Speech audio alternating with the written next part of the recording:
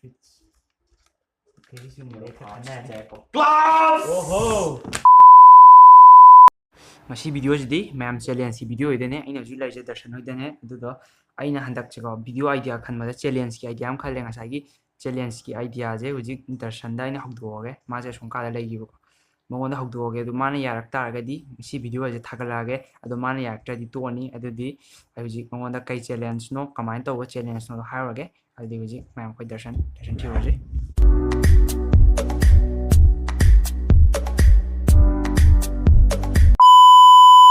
Darshan video idea am le ba ngasai je kano ne ba challenge ki ta ta nam de ne ba ko ado ai ta pham nam je ba sai any ya adu okay nang farming famo adu di I know ji hai je challenge ki idea de ne ba ko sama ta ne pham pham okay hojik to je kano ne nawanda aina ne ko magic to hondoi ne ba magic to ba ji da nang adu do nang na magic am to ni ba suppose nang nai full to ta ri ko kano da 13 steps of mentalism gi like to 13 steps of the guy. hoi handa mayam na mission gi mentalism gi mayam na pam nam do do emon da hujik lai re ba hoi lai aseng mai ne adu ai ulage ba du di ko adu ngai ko ai hierarchy loi je ko adu do ulage adu do nang full to ta ri adu do nang on pi doi ne ba ina full to wa di man museum to ni on da du aina khang da ta ri ha aina khang da ta ri Alai to se anh tôi này đang không được diễn đâu được hoi nang adu to da ba nang aina khang da ta ri ngasai gi 13 step of mentalism do adu pi doi ba khang ga di ko ngasai gi je nang on ice bucket challenge ta ayukki sing ayuk ingba kan do adu lasin tha matam do adu da khoi da la ni nang na adu ga ngasai gi freeze ta gi aina sing de ai de ice ka hapani ba adu ga nang on da hai de ne ya bro adi ngamma ga na 13 steps of mentalism adu ga nang hujik tau ga di magic tau ga ta di ko ai ji ai back press da card ka mem yaw ko nang any sina ke ya adu ga nang any sina be 이놈 다시다 이렇게 아이스로 해준다네요. hoi 난 너무 좋나. ai di ngam mo adu ai back mem yaw ya da sina ke sai da nang ge pam bo ge sai adu nang magic to create nga ai minute kunu pi ga ko ai si ka sai thok ra ge nang na si ka da prepare tong ge adu nang challenge accept to de ta roi de ro 20 minutes video ne magic system na ba nang hana gi lejawa magician full to de man ba le ti ka su kai di adu ai thok ki de ne 너희들랑 이제 니가 나중에 신 아또 하자더니 봐. jan de ni ke no ne ju video ai ta khali ne do ni youtube ki ni na ai ja makhan ne ba 왜네 파인 도스네. ya re 야. okay okay adu de ai hujik thok ra ge ko minute kun nang po chai 도스 아니네. oh ya nang ni ba okay de hujik thok ra ge adu ga nang ya ra kan da dum sanga ge ko nang prepare to de ko te ba ke na hoi nang kolom ke ka lo yam kolom ka adu ai thoi ko 오케이 오케이. lo yam ni kolom da gi kai da gi se kolom ke ka lo yam ni 어 예. ya ko 오케이. adu de thoi ko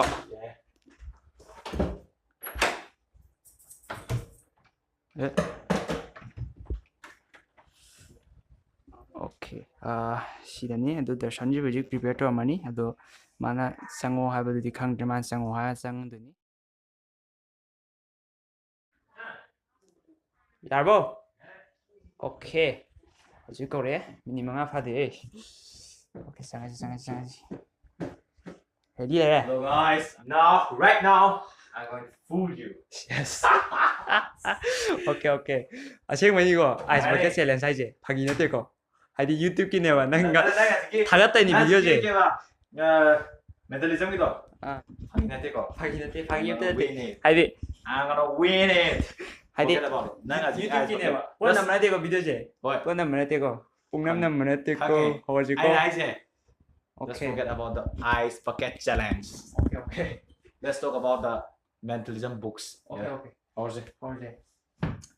가도 시도 시고. okay 거기에 있을 거. 기동 비게 시죠. không biết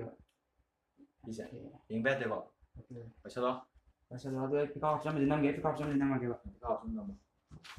okay pick up cho lẽ okay tôi cây tôi card thì 제시 또 뭐야 문내 이용 거 문내 문내 이용 거 아니 나 이거는 아코니 또기바 기노도 프리딕션도 나테 다토부도 매직 다토보이도 아도 크라마네 이거 바이 바이 다 바이 또도 다토보이도 아도 크라마네 이거 도카지 문내 아이 카스케 바로 이거 시다 이거 오케이 one then hierarchy one card 1 to 52 니까 난 card 아니 이기면 해보고 아니 카니 이기고 오케이 얘가 아니 이게 내가 아다 하지키 card 제가 랜덤 choice 오던 해보고 난 랜덤다 choose 오던 해보고 카니 기타 오케이 아도 이자디 그만 또 게임마탐다 probability 참 low 해 배우면 나야 간다고 아니 네 어떻게 되지 아니 네 그것도 이제 저는 빠이게 봐 나도 못 니요 게임 더 해까지 티드네 I'm watching closely I 문내이네 오케이 one city 먹는데 number pound color random number 막 칼로 뭐나 칸 마탐다 하도도 가능한 거 그래서 그냥 땅 땡 야가 체인지 볼게요 야래 야가 오케이 체인지 더 볼까 일단 넌 티가 I 문는 남는 거 뭐냐 거 오케이 남 오케이 tiền 이거 가지자 1 1 2 3 4 5 6 얘가 6 6 얘가 6 나 drop 7 거 8 9 10 야가 얘가 10 수에 볼까 너 가시 신나니 신의 대부터 또 되지 쉬워져 내가 지가시 에어팟 내가 마트는 거 같지 제고 클럽 내가 지 내가 아빠 먹까 오더니 오케이 anh khăn rồi nine cái tiền cái gì nhỉ 나이 그때 그 시즌 cho hạt cái 신 아빠 먹네 아빠 먹 속 하이 있네 나 하이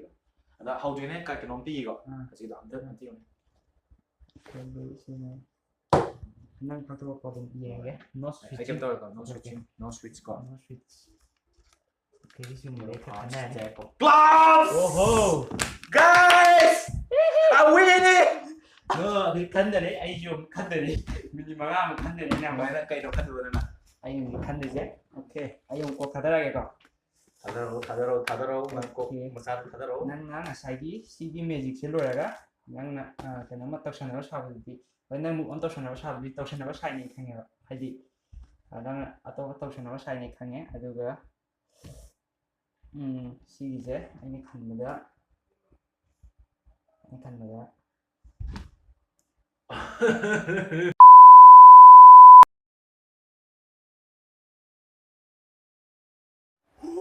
hꯧꯖꯤꯛꯀꯤꯗꯣ ꯑꯩꯅ ꯈꯪꯈ꯭ꯔꯦ ꯍꯥꯏꯗꯤ ꯃꯥꯅ ꯍꯧꯖꯤꯛ ꯇꯧꯕꯗꯣ ꯑꯩꯅ ꯍꯥꯏꯈ꯭ꯔꯦ ꯑꯗꯣ ꯆꯨꯝꯃꯦ ꯍꯥꯏꯗꯤ ꯑꯇꯣꯞꯄꯗꯤ ꯅꯠꯇ꯭ꯔꯦꯕ ꯑꯩꯅ ꯍꯥꯏꯕꯗꯣ ꯆꯨꯝꯈ꯭ꯔꯦ ꯑꯗꯣ ꯍꯧꯖꯤꯛꯀꯤ ꯆꯨꯝꯃꯦ ꯑꯗꯨꯅ ꯃꯥ ꯌꯥꯖꯈ꯭ꯔꯦ ꯍꯥꯏꯗꯤ ꯑꯇꯩꯗꯤ ꯂꯩꯔꯔꯣꯏꯕ ꯑꯩꯅ ꯍꯥꯏꯗꯣ ꯑꯩ ꯒꯦꯁ ꯇꯧ ꯑꯗꯣ ꯍꯧꯖꯤꯛꯀꯤꯗꯣ ꯈꯤꯇꯪ ꯍꯥꯏꯗꯤ ꯇ꯭ꯋꯤꯁ ꯇꯧꯊꯣꯛꯑꯒ ꯃꯦꯖꯤꯛꯀꯤ ꯍꯥꯟꯅ ꯂꯩꯕ ꯑꯃ ꯇ꯭ꯋꯤꯁ ꯇꯧꯊꯣꯛꯑꯒ ꯇꯧꯕꯅꯦ ꯈꯪꯈ꯭ꯔꯦ ꯑꯗꯨꯅ ꯃꯥ ꯍꯧꯖꯤꯛ ꯑꯩꯈꯣꯏꯗ ꯏꯟꯚꯥꯏꯠ ꯇꯧꯔꯅꯤ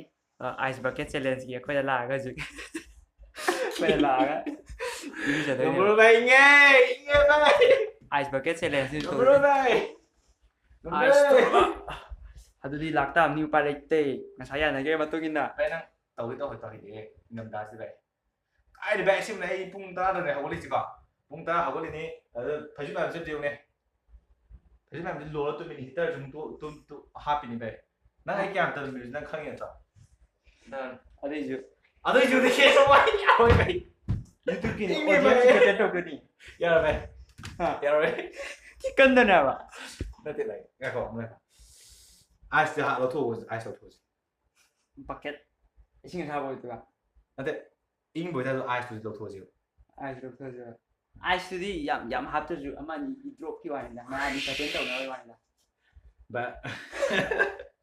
파이트 오케이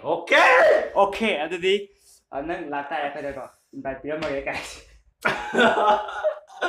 aduga pelani I prepared piramaga ice never encourage this oi natte yade mana full piramaga ngasai like to pi doine duini spicy bye okay adai nang lak do yadre hayang nang hajil lama lani aduga ai ice ka hapamaga aduga challenge story like to family post tara si nan fajaja ai ice tagdine ngani indrom Okay. Now one bit.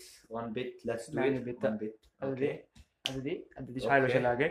Mala pagido. Okay. Ayuktang namagi.